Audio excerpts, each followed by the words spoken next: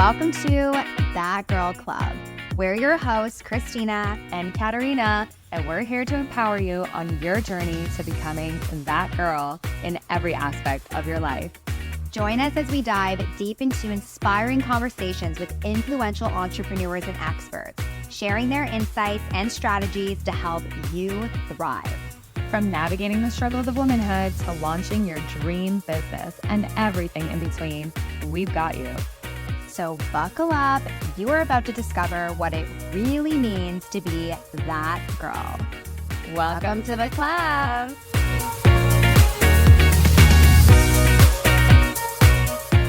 Welcome back, That Girl Club. Today is a special episode because we're welcoming our very first, drumroll please, male guest to the show.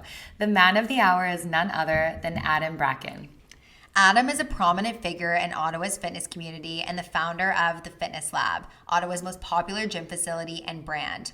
This Lululemon ambassador opened his first location in 2016 at just 26 years old, and since then, his vision has grown into 4 thriving locations across the city.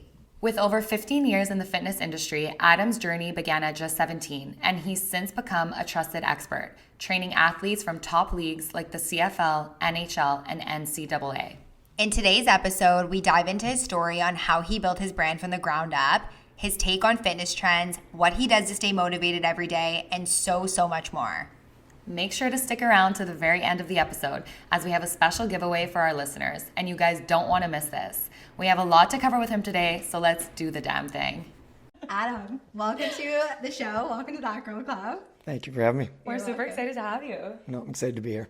You're actually the first guy. Yeah, you're our first male guest on That Girl Club. So, okay, we really want to start with just tell us your story. Tell us how did the Fitness Lab get born? Like, how did this all start? Take us back to the very beginning. Well, I started off when I was really young, when I was like 17 years old. I was, I guess, arguably like a glorified towel boy at like a local gym that was similar to what we did.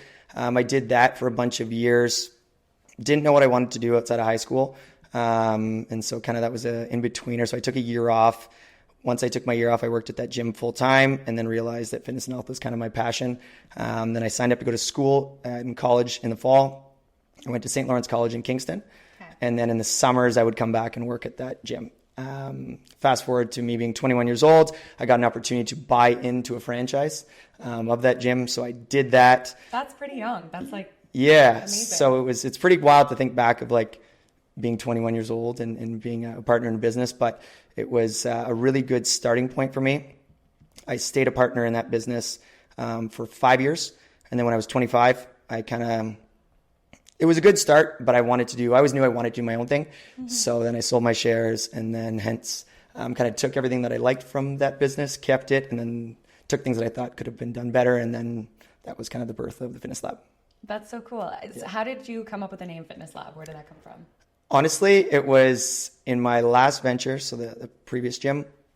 I felt like it was kind of just like throwing spaghetti at a wall. There wasn't really any science behind any of the training. It was just kind of random exercises thrown together. Here's the exercise for the day. Go ahead, run with it. Try and make it the hardest workout ever, but real, no purpose for it. Right. So when we opened the Fitness Lab, I really wanted to like program the place in a way that how I would program for my clients, trying to do that a little bit better in a group setting.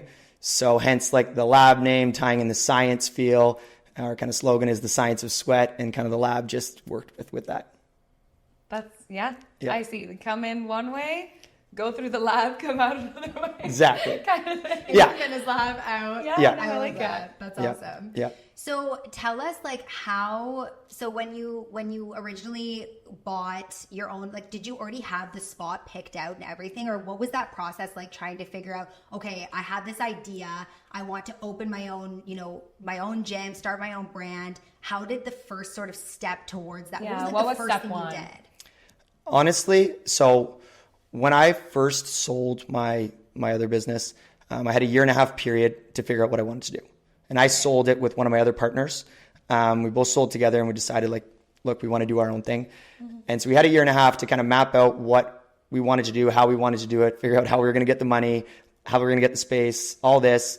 And then honestly, my old partner, who's still one of my best friends to date, right, honestly, near the last minute, he got some cold feet and he wanted to do something different.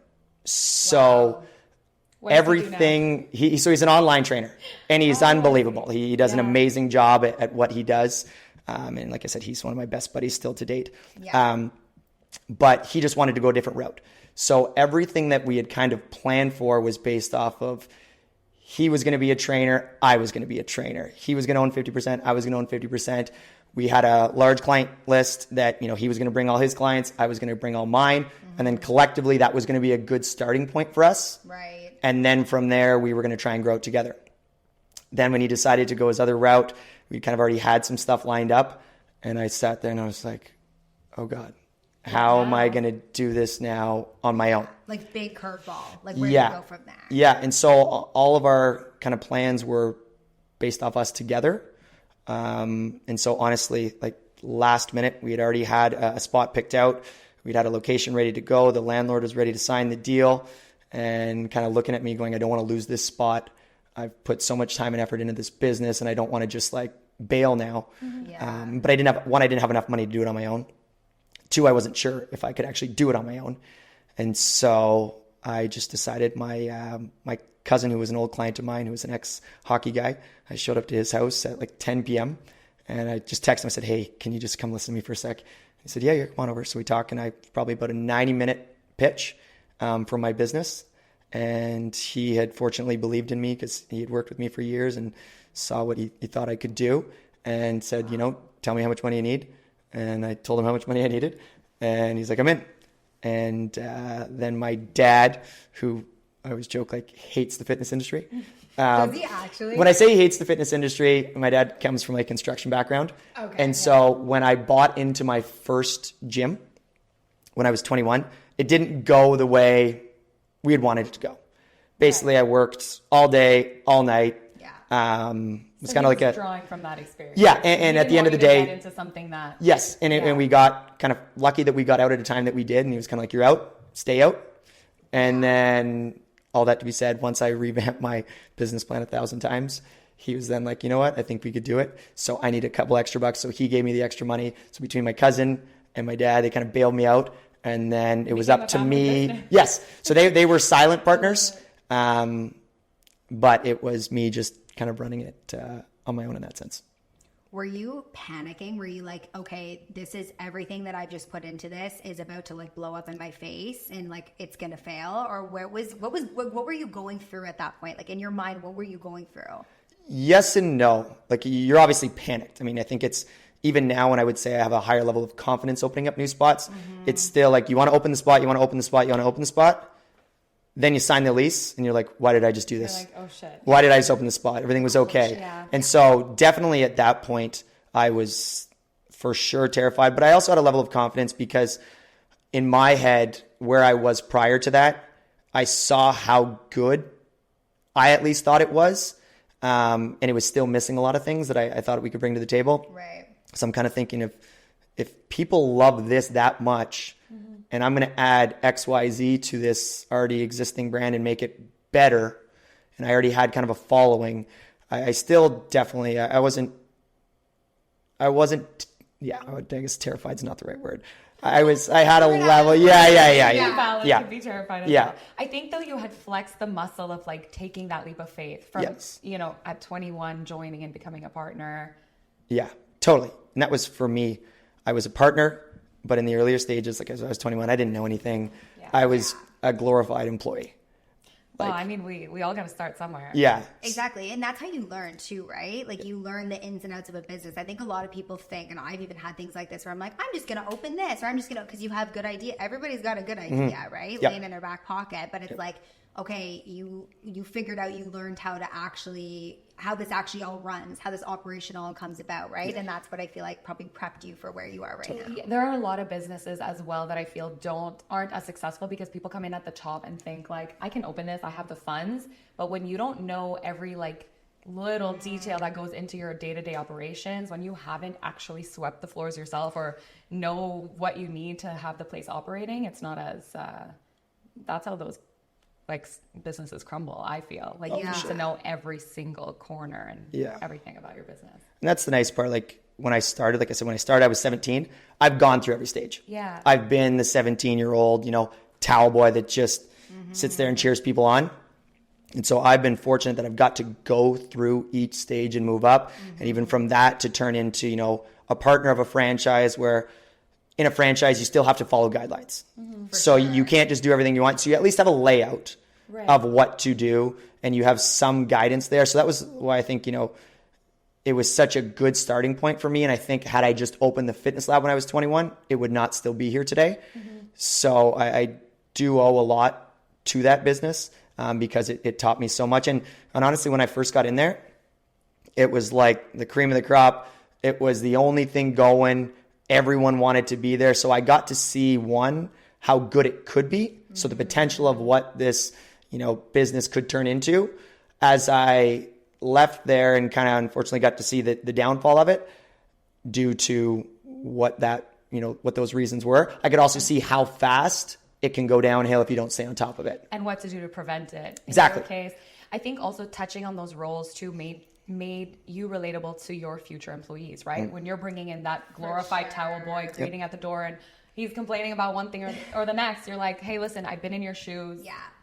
I get it. Makes you more relatable, more respectable, and more credible as their leader too, I would say. Yeah, and we have those roles at our gym when we have like an intern position, right, that comes in our gym. And like at the time where I worked, it wasn't called an intern. Essentially, that's what it was. Right. But it just wasn't labeled that. Right. And so when I talked to him, I'm like, I get it. I know what's happening. I understand you're here from 6 a.m. until 8 p.m. Like, I've been there. I've done it.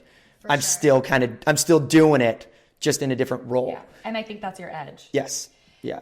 Speaking of edges, because you just mentioned at the time when you were a part of that business, it was like the one place to go to in Ottawa. Now I'd say there's a lot of competition. Would you agree? Yep. I mean, Ottawa's diverse. It's big. There's a lot. There's a lot of competition. Yeah. What do you think? How do you guys differentiate yourselves? Like, what do you think that edge is for the fitness lab? I think for us, like the big thing for us is that we are obviously, community is a big word that everyone throws around. Yeah. We do a ton in our community for our community. As much as now we are, we'd be a bigger brand than what we were when we started. I'm trying to put such an emphasis on, we now have 4 locations, but making sure that all 4 of those locations still feel like they are their own communities. And what I mean by that is not trying to turn our business into a big corporate business where, the reason you came to our gym for a lot of people is because they know that you're Adam, you're not client 6, 7, 8. And so when they talk to you, they know that you've got 2 kids, that you've got, 3 grandchildren, you got 2 dogs, you got a cottage up in Perth. And so they're asking you about these things. So I really put a strong emphasis on our staff, from trainers to admin staff, of making those connections with our clients, because ultimately that's what keeps them coming back. And I know that as so many brands get bigger, they have to get corporate to a certain degree, but there's certain pieces that don't need to do that. And especially in Ottawa, Ottawa is not Toronto. Ottawa is a place that, thrives off those community events, community feels, and community businesses, and they want to support them. Definitely. Yeah, I would agree with that. So, yeah. Yeah, we're big on community as well, and just that sense of belonging is what keeps people coming back, like you said, and keeps people together. And I mean, everyone has their preferences, but I myself have left bigger gyms to join a boutique one because it just felt like a community. Yeah, it feels like you're more a part of something, right? Yep. And like, to your point, they remember things about you that if you're just going into, good life or whatever it is, it's like, beep, you're good and okay, have a good one, right? Yep. So I agree with that for sure. What do you feel like is the biggest thing that or biggest struggle that you faced opening another location? It's like, okay, you got the first location down, perfect, nailed it, like figured everything out. And then opening that second location, like what struggles did you face during the openings of these other locations? And how did you know you were ready? Like, when did that play? Yeah. So we opened Manotick. Well, it was our first one. When I sold my other businesses, I had like non-competes and non-solicitations that I couldn't. My old businesses used to be in Canada. So I wasn't allowed to open anything for 5 years in a certain radius. So like, I'm from Manotick. My next best bet was to open in Manotick, just because same thing, small village, that's where I'm from. My family's from. Everyone knew you there. You knew a lot of people there. So that was a good starting position, right? So we opened up that one. Things went really well. off the hop. And I think 2.5 or 3 years into that is when we decided to open up our next spot. I guess there was no real like, this is why we're opening. There was an opportunity that opened up where a space that was an existing gym wasn't doing so well. And I looked at the kind of demographic in that area and realized there's really not much around there. And things were rolling well in Manotick. We had a good manager in place. We had a second in command, below her that I thought was ready to kind of move up and take on a bigger role. And so from that side of things, it seemed like the right move. And then when I usually open up new spots, I find the staff first, the location second. Whereas I think a lot of people find a location, sign a lease, and they're like, all right, now we got to get some interviews and now we got to find some staff. Right. And if you don't have the right staff, especially in like our people facing business, your staff are your everything. And it sounds like a very cliche answer, but like I couldn't think of a more prominent business other than a gym that your staff are your everything. They're your face. Yeah. Like, it's the face of your business. And so I had 2 really good trainers that I knew really well through my previous business, and they were looking for a change, and they were already working in that area. And I connected with them, and I was like, okay, now we got a space that we hadn't signed anything on. Now I got the staff. Now let's go through the location. And they were amazing. And that was kind of the same thing. Then when we went out to Canada, same idea. I had those people in place. My non-compete had ended. It was right across the street from where I used to work. And there was already a following out there that I had connections with. And so I'm very much as it's not like, business 101, it's a feel thing. And once I have those people, then I look for the next spaces. Are you ever nervous though when you're kind of selling the fitness lab and this dream to these people, right? To these potential team members. Yep. And are you ever worried, oh my God, what if we don't find that location? And then I've just welcomed these people in. Yeah. And yeah, like, so our business, how our business runs is we have partners in the business, and my last business was all franchise, right? So everyone owned individual franchises. Right. I did see that on Instagram. Yeah. The video you just posted. And our business, how it's different, I saw how, in my opinion, it didn't work well.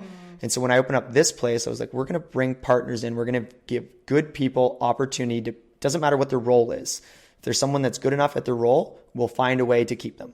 And so when I talked with these people that came to work with us, I said, like, look, this is the plan. This is what we're looking to do. If you do a good job with it and we grow the way I think we can, there'll be opportunity down the road for you to potentially buy in as a partner. Like, anyone that works for us has that opportunity. Yeah. Again, you have to create that opportunity for yourself, but it's there. Sure. It's not a no to everybody. It's not a yes. But if you're that good at your job, we are going to want to find a way to keep you in some capacity. And so with these people that came in, they left other places that they had worked for the potential opportunity. And a lot of the people that did well are now partners in our business. And then for them, it's as much as I can't promise you anything. It's up to you to make that. Yeah, but you make it happen. You're giving the opportunity, but it's up to them to make it happen. And as we continue to grow, that's what we have to have. I saw the other way where the last business we had grew really fast, but they didn't have those right people in place. And then it failed fairly quickly. It's a very enlightened approach about your employees, your people, your colleagues, your partners. How do you think you developed that? You started at such a young age in different positions. Okay, yes, you became a partner at a young age, then you experienced a different gym, but how do you think you worked on your leadership? Because it sounds like you've fostered such a good community with your partners and with your internal people as well. Yeah, I think a lot of it is truthfully trial and error. Where I was before, I think they lost a lot of good people because they didn't put those opportunities out there. Right. So we were fortunate that me and my other buddy that got into the business, because we eat, sleep, breathe fitness 6 a.m. until 10 p.m. 7 days a week for 4 years to get a sniff. And so we got in there, but there were so many people that didn't. And I think that, the way it was operated before was it was an owner, but not an operator. It was an owner that owned the business, but they weren't there on the day-to-day. They bought the business, hired a manager. They were there. The manager ran it. And there was never any career opportunities. And so what happened was after a certain period of time, like with a lot of jobs, especially in a small business, there's only so far you can go. You get to that plateau period where you go like, I can't go any higher. I can't make any more money. I can't do this unless I potentially have ownership. And if there's no opportunity for ownership, then they end up just leaving and going somewhere else. And becoming your competition. Right. And that's literally, there's all of us. Every single one of my partners right now worked at the business where we all used to work. Wow. Every single one of them. Is that business still running today? No. Okay. Interesting. Yeah. And so that's, to my point, there's a lot of good people that had in my opinion, had the owner been there day to day and seen how valuable they were, they would have maybe changed their mind or maybe put some of those opportunities out there. But when you're not there on the day to day and you don't see it, you don't feel it, you really don't know how your business is running or what runs your business. You got to show up. Yeah. You have no idea. So I wanted to pivot a little bit into, you said eat, sleep, breathe, fitness, like I don't know how many hours a day you said. Yeah. Very inspiring, by the way. Yeah. It can't always be that though. No. Right? So my next question was, like, what I really wanted to know was, what do you think keeps you maybe not motivated, because it's not always motivation, but disciplined? Like, how do you get back on when you're not on it? I guess the motivator for me is like, I've got like an ADHD brain. And so I need to, right? Like a lot of entrepreneurs, do. You start one thing and then you start thinking another thing and it's like squirrel, gone. And so for me, like motivators for me are like challenges in any which way. You know, for me, that could be a challenge of like opening another location. It could be running a big new event that we've never run before. That to me is what keeps me engaged. And that doesn't mean like, okay, every year I've got to open up a new location, but try something new. And I think like, you know, maybe you two can probably relate like with this podcast, right? It's something new. You're doing it, try it out. And then from there, I'm sure that will spiral into something else and you're building off that. I feel like if I just, and not to say just to downplay it, but if I just had one gym and I was just kind of running my gym in maintenance mode, I probably wouldn't want to still be there anymore. Yeah, I mean, I guess the excitement kind of dwindles. We're like that as well, right? When we have a project or something to focus on, you go like full throttle and we, you know. I think the pressure kind of helps, you know? Like it's almost like the pressure of like, okay, like everyone sees like Adam Bracken, like the fitness lab, like everyone knows who you are, everyone knows most people in Ottawa, I feel, know the fitness lab, right? Like you've created this brand. It's not just a gym. I feel like you've created a brand now at this point that people are really like loving and like buying into and believing in. And I think it's probably that pressure. Do you feel like it's ever like the pressure too of like, okay, I need to like for sure uphold that. You have to or it gets stale. Like even with our gyms, like we do a lot of things, you know, we do some community events and people are like, oh my God, that was amazing. You know, there were so many people there and they're like, that would have been awesome. And I'm like, like there's no money made. So from a business, like from a financial standpoint, it wasn't there, but it's a branding. That was like for our brand. That community event creates our brand. And continuing to foster that. I think that's really important. It has to be. Yeah. It has to be. If it's not, it's too easy. And like we talked about earlier, there's so much competition in Ottawa. I mean, you know, from my perspective, being in the gym world, there's always gyms popping up and opening up. And what are you going to do that's different from them? Why do you want to be a member at our place over any other gym that does similar stuff to us? I feel like it's there are low barriers to entry in this industry. So you're right. Like a lot of people try to join and there's constantly things popping up left and right. But it's how do you communicate that value over others and then continue to foster that? Yeah. And that's over years, you build a reputation, be like, okay, cool, they're a reputable brand. They're not just going to open and close. So if I do sign like a 1-year membership for them, I'm not worried that they're going to close up shop. Right. But in my head, you know, I always say like, it's not, in my opinion, it's not hard to open a business. It's hard to run a successful business and keep maintaining your business at a high level. Like anyone can open a business. Find somebody, whether you have money or somebody else has money, anyone can open it. It's not hard to do. It's hard to run a good business. And like 5 years later, people still talking about your business and still wanting to be invested in your business. So in your opinion, what is the number one thing that makes your business successful and keeps it being successful? You don't just have to pick one thing, I guess, but what do you think is the most important? It's consistency. It's consistency in, you know, big word, but for me, what that means to me is you can't take your foot off the gas. I still, like I was talking about earlier, I still work every day. I'm up at 4:45. Most days of the week, I'm home at 7 p.m. Wow. And, people often, a lot of people that don't run their own business are like, oh, you shouldn't be doing that. Like, you've been running it for 8.5 years now. You should have other, don't you have somebody that can do that? And you're like, you do, but no one will ever run it the way you want it to be run. They'll never put in the same effort that you will. And like I said, don't get me wrong, we have amazing employees, but there's just that next step that when you're an owner, it's just different. Do you find it hard to step away? Do you find it hard to, you have like a hard time like taking time off or like not going in or whatever it may be because you feel like you just said, if you're not there, it's not going to run as good as maybe it would if you were there. It's definitely better. And that's also the other thing too, with the way we've set up our partnership with the partners that I have. Like, that's a nice part. I can go on vacation. I can fully go on vacation and not be in the earlier days when it was, when it was just me, earlier days, like first 3 years before I had any active partners, when it was just like my cousin and my dad, it was like I didn't leave. And if I left, I went for like 2.5 days and I was on my phone, calling in the morning. Very different. Very different. But I also think like that's how it has to be. For sure. Right. If you're not doing that, you're not going to last. Yeah. 100%. I'm a big advocate of like, I know there's everyone that talks about, you don't want to burn out, but at the end of the day, like there's too many people I think that start their business and then they're like, oh, I'm going to Costa Rica for a month.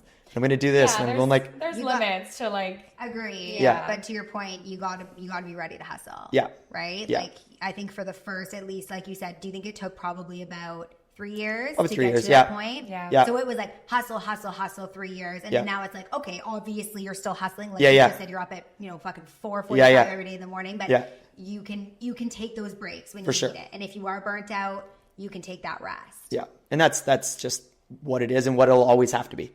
And the second you stop doing that, that's when things will slowly start to pull away. Well, it's like your body and your muscles, right? Yeah. Like you stop, they're gonna your body is gonna start to change, your body composition. Yeah. I mean, you get one rest day a week. That's it. That's what you get. 6 days a week. Let's go, baby. Yeah. So do you feel, in your opinion, like, do you feel like you have work-life balance at this point? Or do you feel like that's something you're still trying to figure out and find? How many years if you ask me, yes. Yeah. If you ask Grace, no. I was just gonna say, how about we ask your wife? You ask her and she'll. But no, I have been better. I've got a daughter now. I've got a 15-month-old daughter, and so that's been like a great. Thank you. That's been like an awesome like pullback for me. For sure. I used to always work like every single Saturday, and so I'd be working my 6 days a week, and then Sundays I'd be doing my admin work and emails. Now, like I said, there's way more systems in place, so I don't have to do that. So I do now when I don't need to be there on a Saturday, I'll, spend my morning with her or do this. And there's days where I leave, earlier. It's not every single day I'm there till, 7 p.m. So I do have way more balance than I used to have. But I also think like as an entrepreneur, work-life balance, like isn't a real thing. It's ebbs and flows.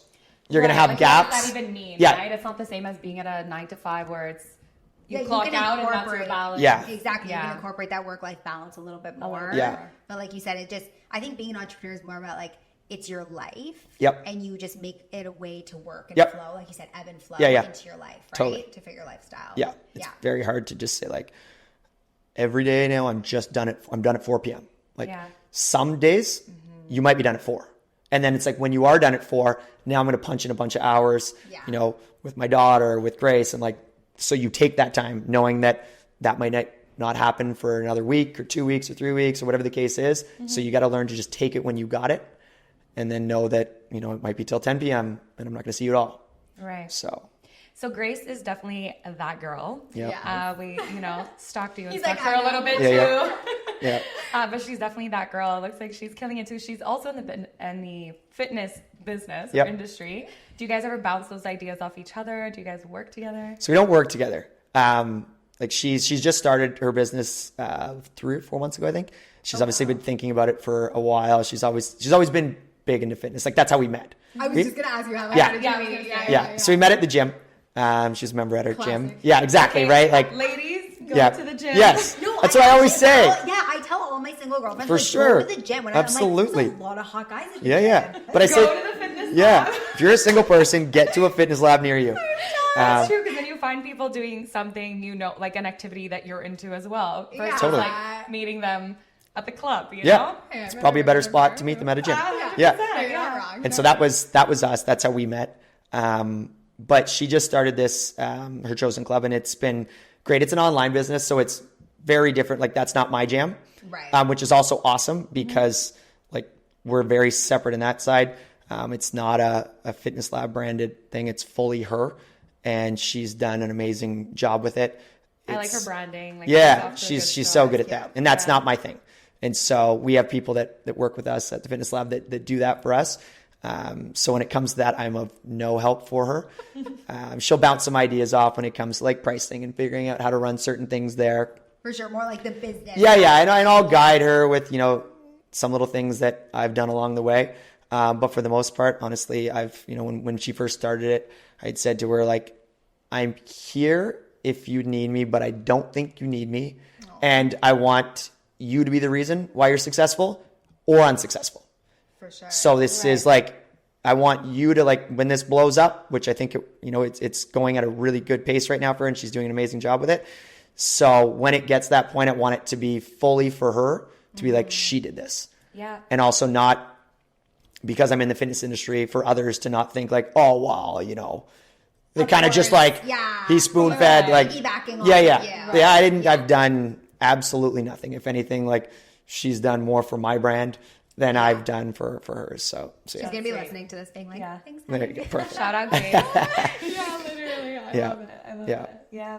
I had a thought as we were saying, okay, because now you've discussed Grace's business versus yours, but I just wanted to get into like men and women in fitness. Yep. Your thoughts on that? Like, there's so much that people hear out there. Yeah. Yeah. Like, in your opinion, do you feel that men and women should train differently, or do you feel like it's the same?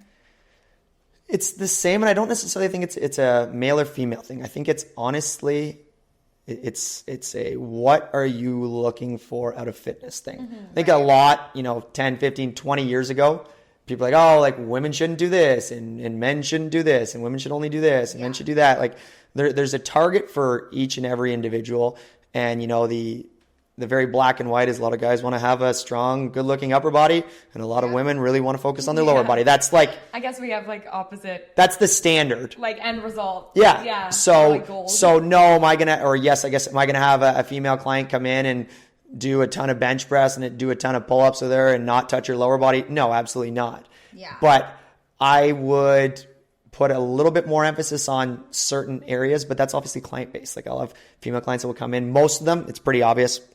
You get a female client that comes in, and then I'm like, what do you want to train? Let me guess. You want to work on your butt, you want to flatten out your stomach, out your and you want to arms, slim your out like the stomach. back of your arms, your tricep. And they're like, oh my God, how did you know? But Most girls are coming in being like, I want a big chest. Yes. Like, hey, like, if you Yeah, did yeah. like, all the power to you, girl. For sure. Like, 100%. Yeah, and that's, just living the same reality, really. yeah. And so it's really, like I said, it's a preference. If I had a female that wanted to do that, sure, let's do it. But that's when it comes to just like, what are your goals? And strength training is just becoming so much more prominent in the fitness industry now, which is amazing because forever, I would say women in particular didn't want to touch weights. Yeah. Now it's just like all the science, all the research is out there. It's changed completely. Pushing everyone towards, now everyone's like, yo, I want to do more strength training. I want to do this. I want to do more of that. So it's great. Do you think you'll ever switch up the workouts at Fitness Lab, or is it always going to be more that like conditioning, more Metcon style that you call it, right? Which is more like conditioning, cardio, high intensity, and then the strength, which is like strictly weight training. Do you think you'll always keep those two? Is there any plans to innovate in the future? So we will always keep those two, but it's funny you asked that because we've talked about it over the last little bit, especially, fitness, information on health and wellness is just so much more accessible now with podcasts. 100%. So people in the fitness industry, you're getting like doctors now, you're getting, professors from big schools that have now started podcasts that people are listening to. A lot of opinions, And a lot of opinions, but all of it now is going towards more strength training. Whereas, 15 years ago, even 10 years ago, when, we started the Fitness Lab 8.5 years ago, Metcon, which is like our circuit training class, that was what people were coming for. That was the thing. That was like, I got them in. The Metcon was like dangling the carrot. And then once they came in, I'm like, boom, we have a strength class. You need to do strength. Yes. And then the strength class was, all of a sudden they started doing the strength class. And so many people at the start were like, this just feels slow. It's kind of boring. The music wasn't as loud because you're trying to coach and help. Now it's like made a switch to people like, hey, we need more strength classes in here. And so currently our schedule has like more Metcon classes than strength classes. But we've talked about this with some of my partners, saying that in this next year, just based off of, science, but people are now understanding the science and having access to it. I would bet that in the next year, like we would almost be more heavily loaded towards strength over conditioning. I would think so too. Have you seen an increase in people signing up for strength now versus med? Oh, for so sure. you're seeing the already in your It's pretty easy to look at. Like you look at our numbers and you look at the classes. When we first opened, I had to like beg people to try a strength class.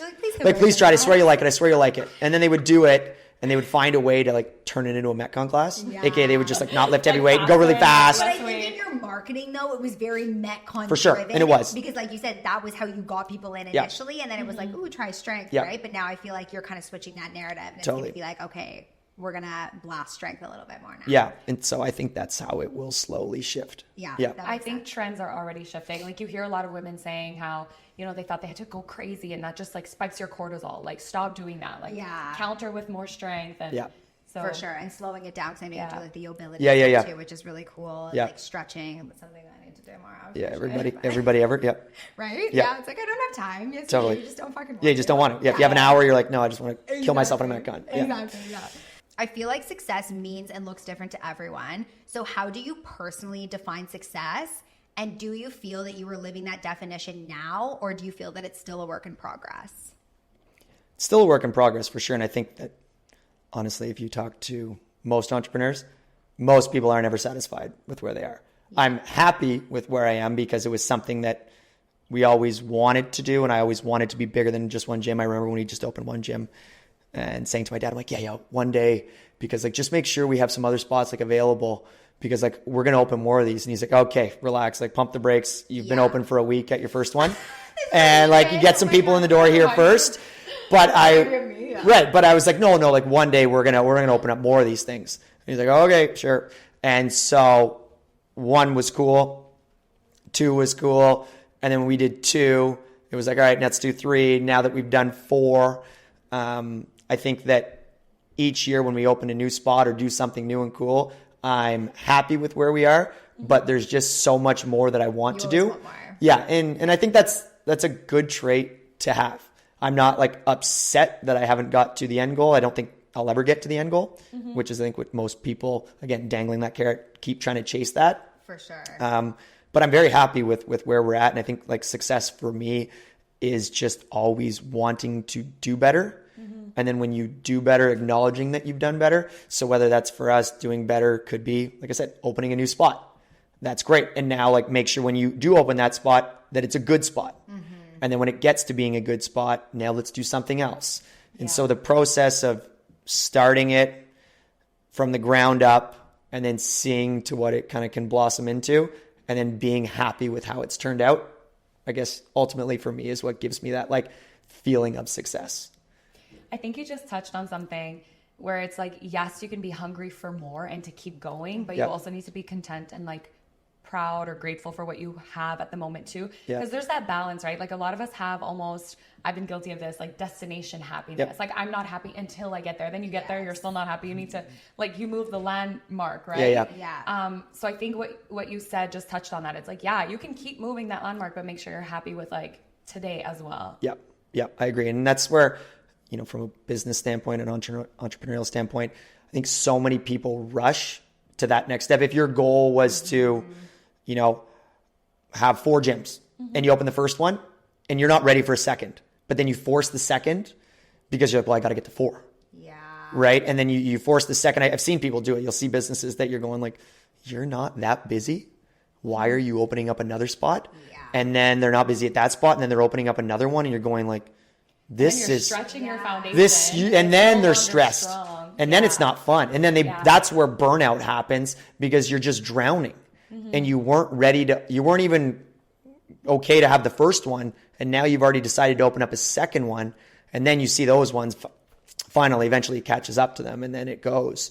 And so I think that's, kind of what I mean by like not forcing, having an end goal in sight, but like you got to do some things before you get there. And that's where everyone always says like, enjoy the process. And that's the process. The process is hard. Yeah, sure, it's very right? hard. It's hard to like sit back and like, but I want this now. Yeah, right? totally. So like the patience is key, I think. Totally. How long did it take you to get to that point where you were like, okay, I'm ready now to open up. Like I'm busy enough where if I open a second location, I'm not going to fall on my ass.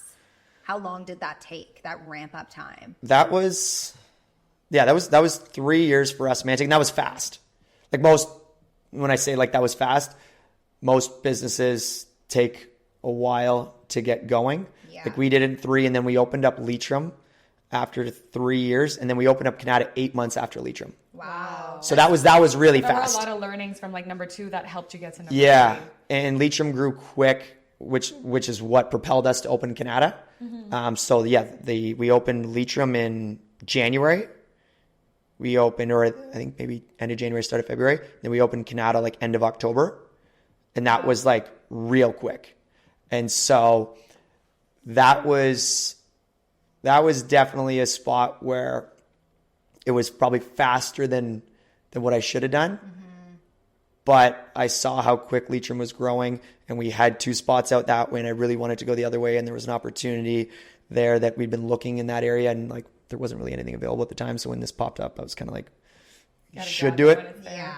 And so luckily I wasn't eating my words on that one, and it worked out okay. I was going to say, you don't regret that. Right? No, not at all. So everything's worked out. Yeah. It was great. It was, we had, like I said, we had the people in place. And if we didn't have the people in place, then we'd be scrambling for sure. Yeah. Makes sense. Yeah. So we have one question for you. We usually ask all our guests, you're not that girl, but you're definitely that guy. Yep. So what is one non-negotiable tip or practice that you swear by that makes you that guy? It could be personal, professional. I guess like having your non-negotiables. I always say like for me, I'm very like regimented, routined. No matter what, it doesn't kind of really matter. Like I'll use one, for example, for me at the gym, like me for my mental space, especially obviously being a busy person and being an entrepreneur and you're always got stuff going on. Like I have a non-negotiable of like, I need 90 minutes to myself every day. And that's been like that since day one, of like a workout. I need some kind of movement. And so even from day one, when we opened, I would like turn down meetings. I would turn down whatever I had to do because I needed to know mentally that I had that 90 minutes in my schedule to do me, whatever I wanted to do for me. And I think that's where you see like a lot of entrepreneurs get sucked up in that. You'll see them, they get started their business. There's no time to do this. There's no time to do that. And there is time. You just have to make that time and block that time off. And that's something that's never changed for me since I started this. And giving yourself that time is going to help propel you and give you more energy to like stay creative, keep going in your business. Yep. Exactly. And not burn out. Yeah. And so that's for me. And that could be different for everybody. For me, it's that workout time for me. Other people, it could be whatever. If it's, it could be yoga, it could be anything you want to do, but creating that time for you and not allowing anyone to eat that up. Because ultimately, once you lose that, you lose you and you don't give your best self. Like even for me here today, like it was a rush for me to get in here, which was great. But I also like I moved my schedule around to make sure that I got my workout in before this. Right. Because I knew that if I was to come here, then I would be like, I missed this, or I'm going to have to do this at night. And I would like give you anxiety. Yeah. To be like, I didn't get that done. Yeah. Is that one thing that you're like holding yourself accountable to every day? Yeah. It's like, this isn't changing. This is just part of how I run my business. And you need that. You need that time, right? Yeah. So like essentially make your you time non-negotiable. Your me time is non-negotiable. I love that. I think that's huge. And so that was, that would be my piece. And it's worked well for me. And I try and use it with all of our other staff, whatever that is for you. Just block it off and make sure nothing gets in the way of it. I love that. Yeah. I love that. I love that too. When I first moved to Ottawa, it took me so long because I'm not from Ottawa. I'm from like London, Toronto area. Okay. And when I first moved here, it took me a solid probably year and a half to find a gym that I really liked. I would complain because I'm like, I need to move back to Toronto. I'm like, I hate the gym scene here. Like, there's nothing here. Yeah. And the first one I went to was in Canada. I was living in, Westboro at the time. Okay. It's about like, 15, 20 Yeah. minutes away. That was the closest one. Yeah. And honestly, I was hooked like pretty much right away. Yeah, good. Like I said, I don't know if it was like the cute trainers or like Something. what it was. Whatever it is. But whatever it was. Yeah. I'm kidding, kind Yeah, of. yeah. But, Keep like, going. Yeah, it yeah. had to be going, and I liked the vibe. I liked the style of workout, and it was like I said, it was my kind of like first, I guess, gym that I really connected with when I came here. So whatever you're doing is working. Thank We you. love I it. appreciate that. Do you have plans to expand? Would you ever consider going outside of Ottawa? Yes, for sure. We've considered it, and like that's still something like on the horizon that I would like to do. Like we've done 4 here. Is Ottawa tapped out for us? Maybe. I think 4 in Ottawa right now is a good space. Yeah. But it's just trying to figure out what that next step looks like. If it's outside of the city, cool. How do we go do that? Like the next 2 years for us really as a business is trying to systemize everything that we have and put all those things in place so that if we do want to go outside of here, obviously it's much easier to travel around Ottawa to check in all your spots. Like I go through all the 4 of them by driving. But if that's not the case, will we be ready to do that? And do we think we can still give a good product outside of Ottawa without being there as much as we currently are? So a lot has to kind of line up to do that, but we definitely, I don't think I'm kind of done here. Yeah, it's not off the table. Time will tell. Yeah. Time will tell. Yeah. Well, thank you so much for joining us. Thank you very today. much. Yeah. So thanks Adam, so where much. can we find you? The Fitness Lab? You want to shout out Yeah, where anything? can Now's your everyone time. find So our Instagram is probably our most popular page. It's just at the Fitness Lab Ottawa.